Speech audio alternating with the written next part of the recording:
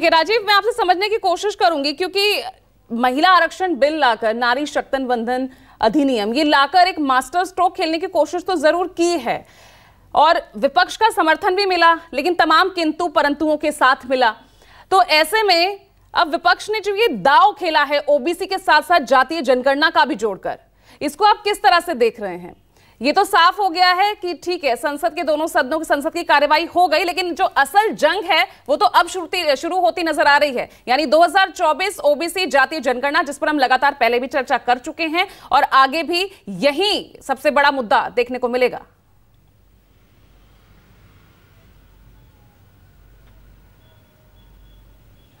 देखिए पूजा, वो एक कहते हैं ना कि पुरानी बोतल में नई शराब, उसी तरह से आप देखें महिला आरक्षण विधेयक का नाम बदल के नारी शक्ति वंदन अधिनियम जो भी है, तो वो ये पेश किया गया। और ये मामला ये है कि सबसे जो पहला सवाल है वो ये है कि अगर महिला आरक्षण विधेयक पास करना ही सरकार की मंशा थी और इसे 2029 के पहले लागू नहीं किया जा सकता, तो फिर शीतकालीन सत्र से पहले ये 5 दिन का इमरजेंसी सेशन बुलाने की ऐसी इमरजेंसी क्या थी? सरकार ने सिर्फ महिला आरक्षण विधेयक का काम इस 5 दिनों में किया, आज संसद का विशेष सत्र खत्म हो जाएगा। तो ऐसा क्या था कि ये शीतकालीन सत्र में नहीं लाया जा सकता था? सवाल ये है कि 4 राज्यों के जो विधानसभा चुनाव हैं उसमें ये महिला आरक्षण का स्ट्रोक खेलकर सत्ताधारी दल भारतीय जनता पार्टी इसका चुनावी फायदा उठाने के लिए चुनाव की घोषणा से पहले सत्र बुलाया गया। इंडिया के गठबंधन के लागू होने के बाद, क्योंकि इंडिया गठबंधन में इसको लेके परस्पर विरोधी विचार पहले भी आ चुके हैं, तो ये इसके लिए लाया गया। इसकी वजह समझ में तो मुझे सिर्फ इतना ही आती है कि शीतकालीन सत्र और विशेष सत्र के बीच में एक ही चीज़ पड़ती है, वो 4 राज्यों के चुनाव हैं। तो इसका चुनावी फ़ायदा उठाने के लिए बीजेपी ने अगर लाया है, पास कराया है, तो आप यकीन मानिए मैं तो लोगों के बीच जाता हूँ और जो दर्शकों ने कल माहौल क्या नहीं देखा होगा, मैं बताऊं, दिल्ली विश्वविद्यालय जो देश के सर्वश्रेष्ठ विश्वविद्यालयों में है, मैंने कल ग्रेजुएशन और पोस्ट ग्रेजुएशन की जितनी लड़कियों से ऑफ कैमरा ऑन कैमरा बात की, उसमें से 90% लड़कियों को ये पता नहीं था कि विमेन रिजर्वेशन बिल पास हो गया है लोकसभा से, आज राज्यसभा में पास हो रहा है और विधानसभा और लोकसभा में आरक्षण मिलेगा महिलाओं को। पहली बात ये, जिनको पता था उनका ये कहना था कि आज तक पंचायतों में जैसा मिला है और महिलाओं का सशक्तिकरण प्रधान पति और प्रमुख पति और जिला पंचायत पति के तौर पे जैसा हुआ है, हो सकता है वैसा ही सांसद में भी और विधानसभा में भी मिले। और जो कुछ को और भी ये पता था तो उन्होंने कहा हमें इंटरेस्ट नहीं है, वो इसलिए कि ये तो 2029 में भी लागू होगा या नहीं लागू होगा। तो ये फौरी तौर पर ये चुनावी मुद्दा बन पाएगा, मुझे इसमें बहुत बड़ा संदेह दिखाई देता है। दूसरे बार विपक्ष की ये रणनीति है कि घोर मट्ठा कर दो, एक कहते हैं ना घोर मट्ठा कर दो, कुछ समझ ही नहीं आया हुआ क्या है। तो विपक्ष की ये रणनीति है कि भारतीय जनता पार्टी अगर इसका श्रेय लेने का चुनावी कोशिश करेगी तो वो ओबीसी, मुस्लिम और माइनॉरिटी का कार्ड खेल करके लगातार उन पर सवाल उठाती रहेगी। तो ये विपक्ष की रणनीति है। मुझे थोड़ा वक्त दीजिए, दर्शकों को थोड़ा मैं पीछे फ्लैशबैक में ले जाता हूँ। 2010 में यही बिल राज्यसभा में जब पास हुआ था तो यही टीएमसी सरकार में शामिल थी और वोटिंग में शामिल नहीं हुई, क्योंकि उसने कहा कि लोकतंत्र को बुलडोज करके, मार्शल का उपयोग करके ये बिल पास कराया जा रहा है। वो वोटिंग में उसने भाग नहीं लिया।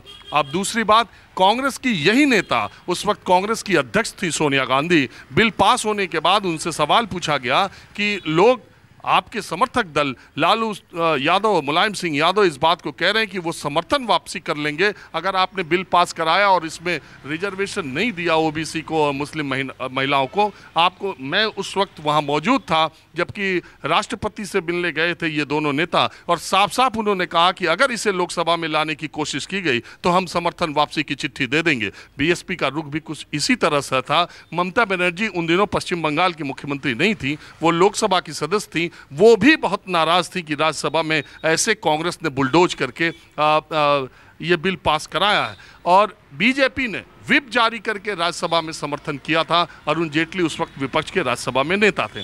जब सोनिया गांधी से सवाल पूछा गया तो उन्होंने कहा कि जो लोग आरक्षण की बात कर रहे हैं, ओबीसी और माइनॉरिटी का डिमांड कर रहे हैं, उनको इसी आरक्षण में अपनी पार्टियों में क्यों नहीं आरक्षण देते। यानी 33% जो महिलाओं के लिए हो रहा है, उसमें जितनी सीटें आएंगी उसमें आधी सीटें वो ओबीसी और मुस्लिम सीटें रिजर्व कर दें, ऐसा वो क्यों नहीं कर रहे हैं। और देखिए समय का पहिया घूमा, 13 साल के बाद कांग्रेस अध्यक्ष